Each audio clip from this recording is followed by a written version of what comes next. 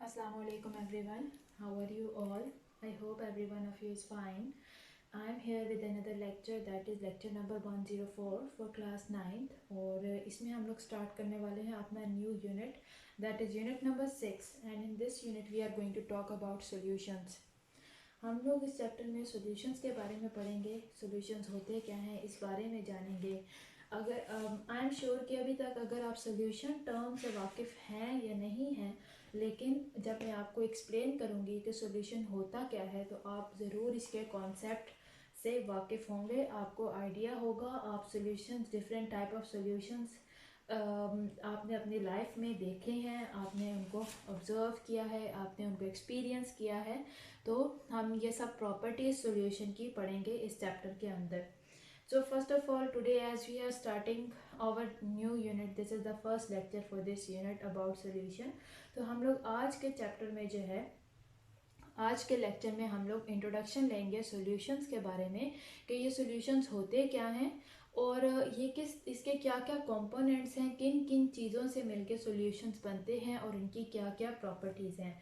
So in today's lecture हम लोग जो है सिर्फ इंट्रोडक्शन में बात करेंगे, ब्रीफ रिव्यू करेंगे होल टॉपिक का सॉल्यूशंस के बारे में. तो सॉल्यूशन होता क्या है कि it is a homogeneous mixture. अगर हम इसकी डेफिनेशन की तरफ देखें तो a solution is a homogeneous mixture.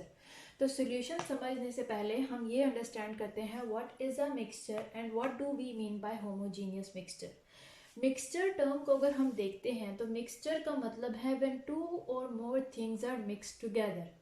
Things कौन सी होंगी? That is not verified, that is not उसमें हम कोई स्पेशलाइज नहीं करेंगे कि सिर्फ यही चीज़ें इन्वॉल्व हो सकती हैं मिक्सचर बनाने में.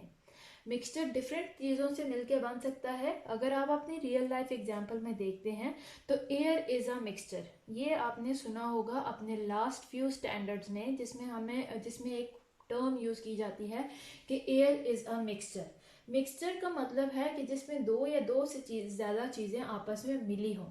फॉर एग्जाम्पल, अगर हम एग्जाम्पल लेते हैं, वाटर के अंदर सॉल्ट को मिक्स कर दें तो दैट इज़ अ मिक्सचर.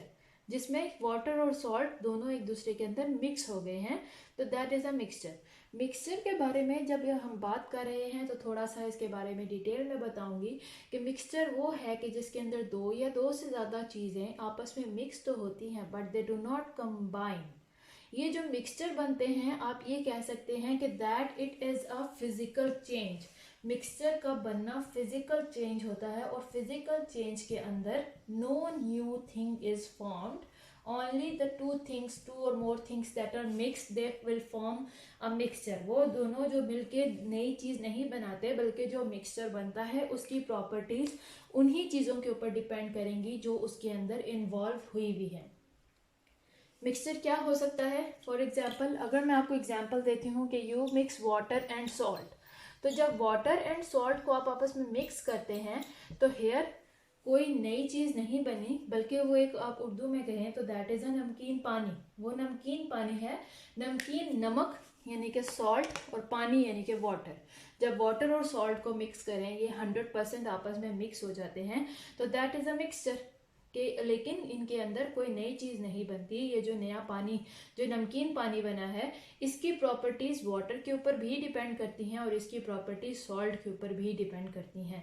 तो दिस इज़ अ मिक्सचर जिसमें फिजिकल चेंज होता है, फिजिकली मिक्स होते हैं. कोई भी फिजिकल चेंज में क्यों यहाँ पे मेंशन कर रही हूँ? Because there are two types of changes. First one is physical change and second one is chemical change. Physical change में ये दोनों चीज़ें आपस में मिक्स हुई लेकिन कोई नई चीज़ नहीं बनी. जब मिक्सचर बना तो जो वाटर और सॉल्ट को आपने मिक्स किया तो जो मिक्सचर बनेगा उसकी प्रॉपर्टीज़ वाटर के ऊपर भी डिपेंड करती हैं. जो वाटर वाली प्रॉपर्टीज़ होंगी और उसका टेस्ट वगैरह सॉल्ट के ऊपर डिपेंड करेगा जो सॉल्ट की प्रॉपर्टीज़ हैं. लेकिन अगर मैं सेकेंड टाइप ऑफ चेंज यानी कि केमिकल चेंज की बात करूं तो इन chemical change when two things are mixed together they will form after the chemical reaction they will form a new compound. वो मिलके आपस में नया कंपाउंड बना देते हैं, और वो कंपाउंड डिफरेंट होगा उन चीज़ों से कि जैसे मिक्सचर में जो नया मिक्सचर बना था वो वाटर और सॉल्ट की प्रॉपर्टीज़ हैं, लेकिन जब कंपाउंड बनता है फिजिकल केमिकल चेंज के बाद, तो उसका जो रिजल्टेंट प्रोडक्ट होता है वो उसके रिएक्टेंट्स से डिफरेंट होता है। उसकी प्रॉपर्टीज़ उन रिएक्टेंट्स के ऊपर डिपेंड नहीं करती, बल्कि उसकी अपनी एक सेपरेट प्रॉपर्टीज़ होती हैं। फॉर एग्जाम्पल, हमारे पास कार्बन है, कार्बन और ऑक्सीजन जब आपस में मिलके कार्बन डाइऑक्साइड बनाए तो this is a compound. Compound में क्या है कि कार्बन का जो एटम था वो ऑक्सीजन के दोनों एटम्स के साथ कंबाइन हो गया, कॉम्बिनेशन हुआ है, केमिकल चेंज हुआ है, और ये जो नया एटम बना है, नया मॉलिक्यूल बना है, ये कार्बन से भी डिफरेंट है, ये ऑक्सीजन से भी डिफरेंट है। इसकी प्रॉपर्टीज अपनी है कार्बन डाइऑक्साइड की, और इसकी प्रॉपर्टीज कार्बन या ऑक्सीजन के ऊपर डिपेंड नहीं करती हैं। तो that is a chemical change. लेकिन जब हम सोल्यूशन की बात करते हैं, सोल्यूशन आप कह सकते हैं इट इज अ मिक्सचर, और मिक्सचर जो है इसमें जस्ट फिजिकल चेंज हो रही है, कोई भी केमिकल चेंज नहीं आता। लेकिन इसका क्या मतलब है कि जब सोल्यूशन आप बनाते हैं, चाहे किसी भी चीज़ का बना रहे हैं, तो सोल्यूशन के बनने में कोई भी केमिकल रिएक्शन इन्वॉल्व नहीं होता, जस्ट फिजिकल चेंजेस जो हैं वो इन्वॉल्व होंगी। सो ये फर्स्ट टर्म मिक्सचर आपको समझ आई होगी। मिक्सचर क्या है? जब दो या दो से ज़्यादा चीज़ों को आप मिक्स कर दें और उनके आपस में पहली बात कोई भी केमिकल रिएक्शन नहीं हुआ, सेकेंडली जो नया मिक्सचर बना था उसकी प्रॉपर्टीज उसके रिएक्टेंट्स पे डिपेंड करेंगी, जिस तरह के रिएक्टेंट्स हैं। फॉर एग्जांपल, वाटर और सॉल्ट को मिक्स किया तो उसकी प्रॉपर्टीज सॉल्ट और वाटर दोनों पे डिपेंड करती हैं। सॉल्ट की वजह से मिक्सचर को नमकीन टेस्ट आता है, सॉल्टी टेस्ट आता है, जबकि वाटर उसकी अपीयरेंस है। अगर हम इसी तरह वाटर के अंदर शुगर को मिक्स करें तो that will be a different mixture, और उसकी प्रॉपर्टीज शुगर और वाटर के ऊपर डिपेंड करेंगी, उसका अपीयरेंस वाटर के ऊपर डिपेंड करेगा, उसका टेस्ट शुगर की वजह से स्वीट होगा as compared to this salt mixture. तो मिक्सचर क्या है? फिजिकल चेंज है, और इसमें जो मिक्सचर बनता है उसकी अपने रिएक्टेंट्स के ऊपर उसकी प्रॉपर्टीज डिपेंड करती हैं। थर्ड, यहाँ पे एक और इम्पॉर्टेंट बात है कि जो मिक्सचर होते हैं जिनके अंदर जस्ट फिजिकल चेंज है, इनको बाय यूजिंग सिंपल प्रोसेसेस और कॉम्प्लेक्स प्रोसेसेस इनको दोबारा से रिवर्स करना, दोबारा से चेंज करना, दोबारा से मिक्सचर को सेपरेट कर देना, दैट इज पॉसिबल। यानी कि हम मिक्सचर को दोबारा से उसके कंटेंट्स के अंदर सेपरेट कर सकते हैं। अगर वाटर एंड सॉल्ट के मिक्सचर को हम देखें तो हम वाटर को थ्रू इवेपोरेशन स्टीम में कन्वर्ट कर देंगे, वेपर फॉर्म में ले जाएंगे, और पीछे हमें मिल जाएगा सॉल्ट के क्रिस्टल्स। तो जिस तरह पहले मिक्सचर बना था वाटर और सॉल्ट का, अब वो सेपरेट हो जाता है। मिक्सचर की आई होप कि आपको डेफिनेशन इसकी टर्म की, इसके कॉन्सेप्ट की आपको समझ आ गई हो। अब हम बात करते हैं होमोजीनियस। तो मिक्सचर दो टाइप के हो सकते हैं, first one is homogeneous and second one is heterogeneous. हम बात कर रहे हैं यहाँ पे होमोजीनियस की, क्योंकि सॉल्यूशन हमेशा होमोजीनियस ही रहते हैं, सॉल्यूशन हेट्रोजीनियस नहीं होते, वो सस्पेंशन होती है। मैं उसका आगे चल के अपने आने वाले लेक्चर्स में आपको एक्सप्लेन करूंगी। तो हम जब सॉल्यूशन की बात करते हैं, ये होमोजीनियस है। होमोजीनियस का मतलब है कि इसके अंदर जो कंटेंट्स होंगे जो मिलकर मिक्सचर को बनाते हैं वो कंप्लीटली एक दूसरे के अंदर डिसॉल्व हो जाएं, और इस तरह से डिसॉल्व हों कि उनको देख के सेपरेट करना, यानी देख के बगैर कोई प्रोसेस लगाए, जस्ट बाय ऑब्जर्वेशन आप सेपरेट आउट नहीं कर सकते। वाटर के अंदर सॉल्ट जब आप कंप्लीटली मिक्स कर दें तो आप देख के by observation you can not separate the salt crystals, आपको अलग-अलग सॉल्ट के क्रिस्टल और वाटर के मॉलिक्यूल सेपरेटली नजर नहीं आएंगे, बल्कि वो होमोजीनियस मिक्सचर बना देते हैं। होमो मतलब सेम, तो वो जो पूरा मिक्सचर बनेगा that would look same through out, that is homogeneous. Heterogeneous भी एक्सप्लेन कर देती हूँ। जैसे वाटर के अंदर अगर आप सैंड के पार्टिकल्स को मिक्स करते हैं तो सैंड के पार्टिकल्स कंप्लीटली डिसॉल्व नहीं होते, बल्कि उनकी एक सेपरेट लेयर थोड़ी देर में बन जाती है, that is a heterogeneous mixture. तो अभी हम होमोजीनियस को ही लेके आगे चलते हैं, हिट्रोजीनियस को हम आगे देखेंगे। तो सोल्यूशन होता क्या है? सोल्यूशन की अगर हम डेफिनेशन को देखें, solution is a homogeneous mixture, यानी कि जब दो या दो से ज़्यादा चीज़ों को आप डिसॉल्व करें, आपस में मिक्स करें, तो वो जो एक होमोजीनियस मिक्सचर बनता है उसको हम सॉल्यूशन का नाम देते हैं। For example water and salt, for example अगर हम बात करते हैं water and ink drops, water and sugar, ये सब चीज़ें जो हैं होमोजीनियस सोल्यूशन है। जैसे अगर आप मिल्क के अंदर वाटर को मिक्स कर दें तो that is also a homogeneous mixture. उसके बाद हमें दो टर्म्स जो हैं ये आपको उम्मीद है समझ आई हो, सॉल्यूशन क्या होता है और होमोजीनियस मिक्सचर क्या होता है। इसके बाद दो और टर्म्स हैं जिनको आपके लिए आपको समझना बहुत ज़्यादा ज़रूरी है, that is a solvent and a solute. जो कंपोनेंट्स होते हैं जो मिलके मिक्सचर को बनाते हैं वो सॉल्वेंट और सोल्यूट कहलाते हैं। जनरली इनके लिए एक एक क्लासिफिकेशन है उन कंपोनेंट्स की। First classification is for solvent and second classification is solute. Solvent का मतलब क्या है? सॉल्यूशन का वो कंपोनेंट, वो हिस्सा जो कि ज़्यादा अमाउंट में प्रेजेंट हो, that is called as a solvent. और अगर सोल्यूट की बात करें, सोल्यूशन का वो हिस्सा जो कि कम अमाउंट में प्रेजेंट हो, that is called as a solute. Solvent यानी कि सोल्यूशन।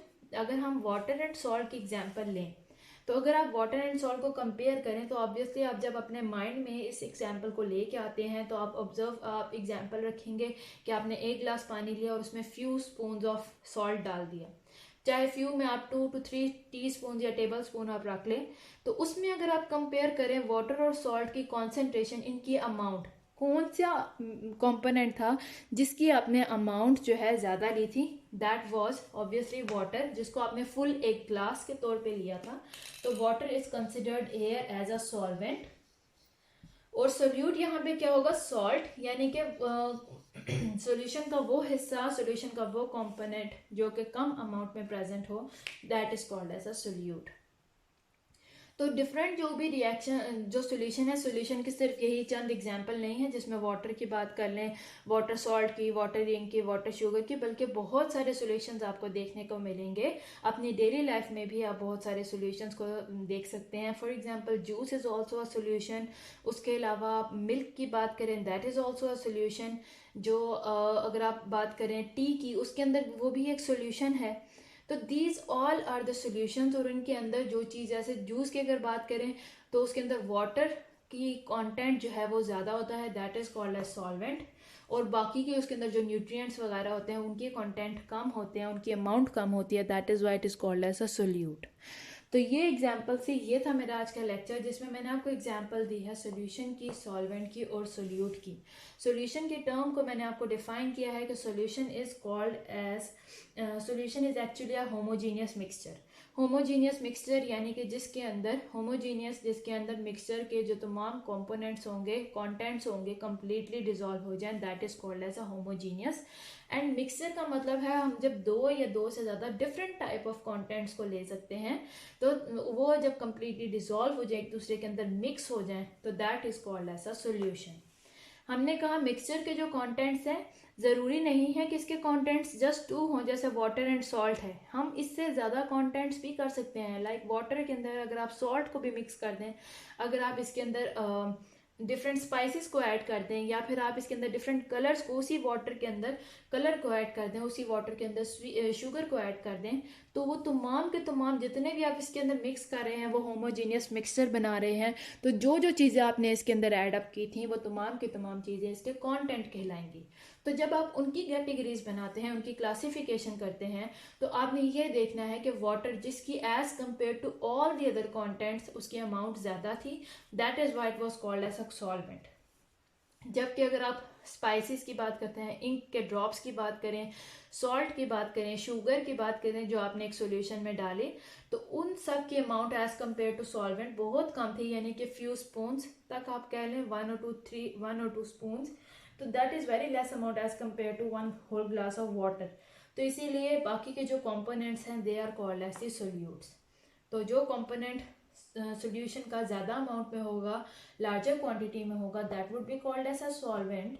और जो कंपोनेंट्स उसके स्मॉलर अमाउंट में होंगे, लेस क्वांटिटी में होंगे, they would be called as a solute.